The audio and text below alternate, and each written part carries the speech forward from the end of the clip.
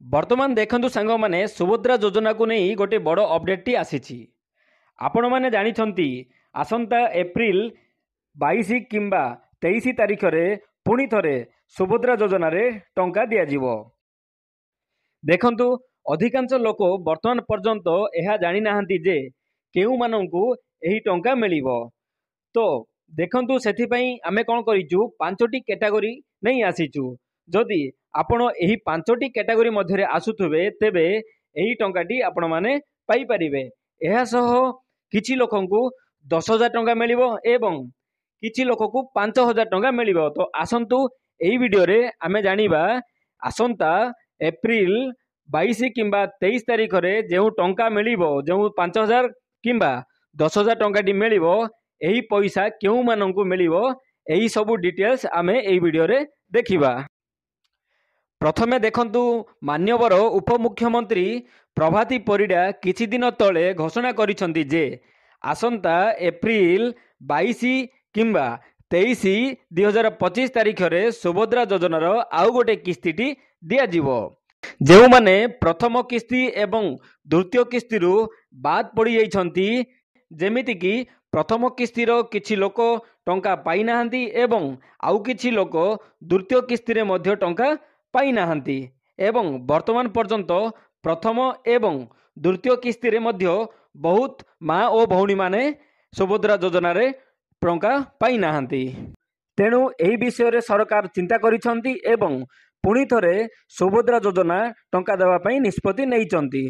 तो आसंतु देखिबा केउ माँ माने एवं केउ भौणी माने पाई परिबे एही टंका एवं एहार समस्त योग्यतार मानदंड आगको आमे एही वीडियो रे आलोचना करिबा।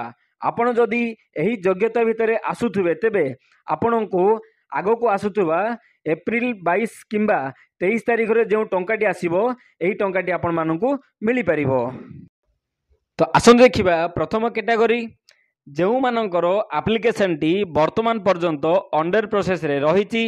जदि आपण आवेदन करि सारी छंती किंतु ए पर्यंत अंडर प्रोसेस रे स्टेटस रे शो करू अछि, तेबे आपण पाई परिबे एही टंका एवं एही दुईटी मिसी एका थरे आपण मानंकु 10,000 टंका आसंता 22 किंबा 23 एप्रिल रे मिलिबो बोली अपडेट टी आसीछि।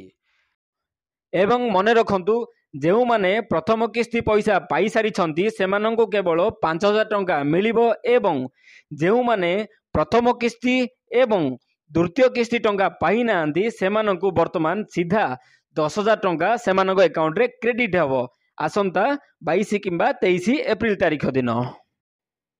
द्वितीय नंबर टी कोन रहिछि आसंतु देखिबा जेउ मानकर वर्तमान पर्यंत सुभद्रा रे ई-केवाईसी पेंडिंग रहिछि सेमानंको मध्य एही सुभद्रा टंका मिलिबो।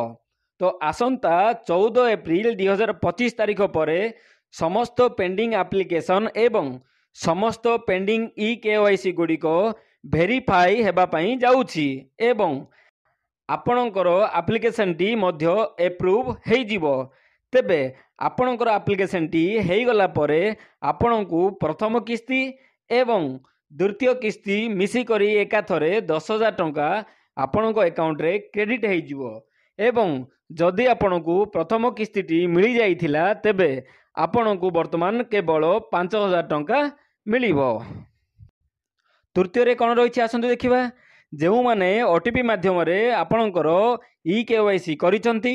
देखंतु प्रथमे जेतेबेले सुभद्रा योजना आवेदन करा जाइथिला आपणकर आधार कार्ड रे जेउ नंबर टी लिंक होइथिला सही मोबाइल नंबर ओटीपी माध्यम रे केवाईसी करा जाइथिला एवं सही आधार मोबाइल नंबर माध्यम रे पैसा डिपॉजिट करा जाइथिला एवं सेमाने ऑलरेडी प्रथम किस्तीर 5,000 टंका पाई सारी छंती एवं सेमाने जेहेतु ओटीपी माध्यम रे टंकाटी पाई थिले सेमानंकु बायोमेट्रिक माध्यम रे ई-केवाईसी करने को सरकार कहिथिले एवं सेमाने जेहेतु ओटीपी माध्यम रे टंकाटी पाई थिले तो सेमानंकु बायोमेट्रिक माध्यम रे ई-केवाईसी करने पई सरकार ऑलरेडी कहिथिले।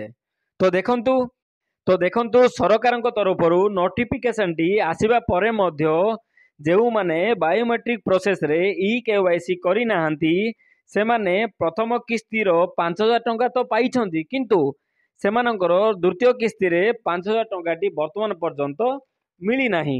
तेणु तेणु आपण आगकू आसुथिबा टंकाटी पाइबाकू हेले यथाशीघ्र सीएससी सेंटर को जाई बा जनसेवा केंद्र को जाई आपणकर बायोमेट्रिक माध्यम रे ई केवाईसी करि दियंतु।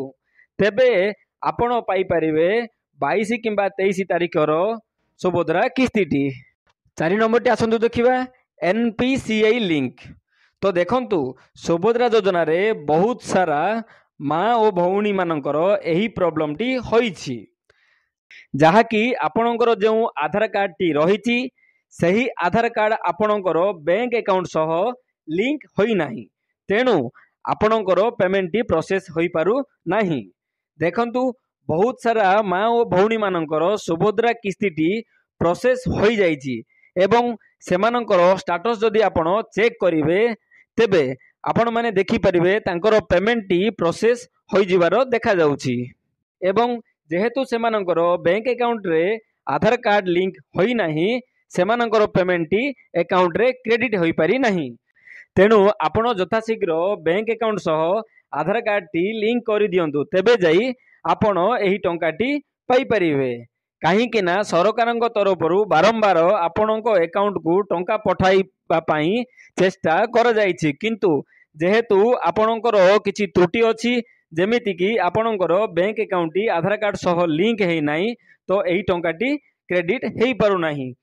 तेणु आपण माने यथाशीघ्र एही आधार कार्ड सह बैंक अकाउंट बा जहाकू एनपीसीआई लिंक कहती यह कर दियंतु, तेबे जाई आपण आगामी एप्रिल 22 किंबा 23 तारिख रे आसुथुबा टंकाटी पाई परिवे।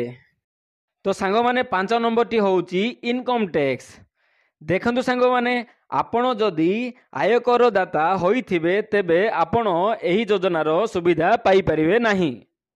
जदि आपण इनकम टैक्स पेयर नुहंती किंतु आपणकर टंका आसी नाही तेबे आपण आपणकर समस्त डॉक्यूमेंट को नहीं आपणकर अंगनवाड़ी दीदी सह मिसंतु एवं ए विषय रे कथा हुअंतु एवं आसंता 14 एप्रिल 2025 तारिख पर सरकारंकर गोटे टीम प्रत्येक गाँ को आसी सर्वे करिवे एवं एही सर्वे रे जदि आपण योग्य होउछंती तेबे एही 10,000 टंकाटी आपणक अकाउंट को डीबीटी माध्यम रे क्रेडिट हेई जीवो एवं जदि आपण प्रथम किस्तीटी पाइचंती तेबे द्वितीय किस्तीटी आपणकर अकाउंट रे क्रेडिट हेई जीवो। देखंतु आमे जो 5टी कैटेगरी आलोचना कले एथिरे जदि आपण योग्य होंती तेबे आपणको आसंता 22 किंबा 23 एप्रिल तारिख रे सुभद्रा टंकाटी आसी जीवो।